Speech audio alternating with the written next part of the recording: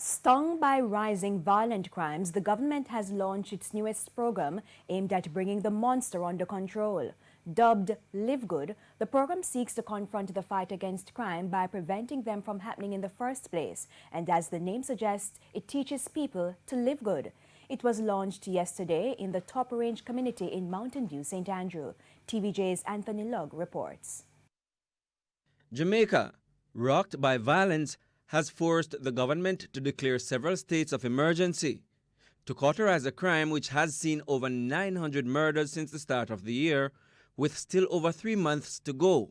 But, conscious that the security forces alone will not be able to get violence under control, the push is now to get the people involved in preventing crime through a program urging them to live good. The aim is to disrupt criminal activity, to restore public order and public safety, while encouraging social responsibility of each and every Jamaican citizen. This will be done by taking the program across the length and breadth of Jamaica, instilling old-time Jamaican values in the youth of today. When we make these kinds of social intervention, we need to ensure that there's support behind it so that we keep the vibes and keep the effort going in the communities, that we can preserve and build upon the goodwill that we generate from activities like this. National Security Minister Dr. Horace Chang, whose ministry is spearheading the initiative, said it is aimed at restoring a sense of family and community, bringing back a time when people reasoned rather than fight. And get out of this thing where you have corner man a fight this corner, that street, that street. Man and brother go to school together when they're 10, 11, and 12. Right, Sparks? Go to the same school, Flanker Primary School, or Mountain View Primary, and then 3 years later come to school, or you go to a prep school.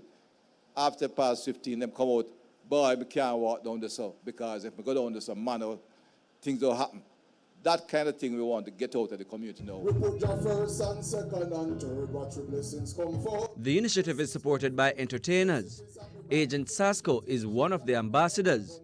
Dr. Chang, in acknowledging that and recent disquiet from the entertainment industry about the crackdown on events under the Noise Abatement Act, says the police's action is not in an effort to fight the music, but guns, gangs and dons and the crime they produce. It put the police in a position where we have to be having drawing lines tight. You know, we have not state of emergency in some communities. In other areas, the police actually applies the various public regulations tightly. So you lock off at 10 o'clock and 12 o'clock in the week and 2 o'clock in the weekends, because you're finding that when there is population on the street at certain hours, we're not living good again. Agents of the state who interact with the public were not spared chiding from Dr. Chang, who calls on them to show respect for ordinary citizens. Sometimes, you know, when a poor person go to a hospital, they talk to engage police. They walk in there because them poor, them can't find out, they have to stay for 3-4 hours. Nobody respect them, nobody show them. They meet someone, they talk to them. You buy them up, right? All big old man, 45-year-old, look at him. Why we are there, sir? Shirt don't look good, you're too dirty, go back home and change. Yeah, we have a way of treating our own people. That is not right, and we have to correct that. The call is now for all to support the program. You used to live good, we can live good.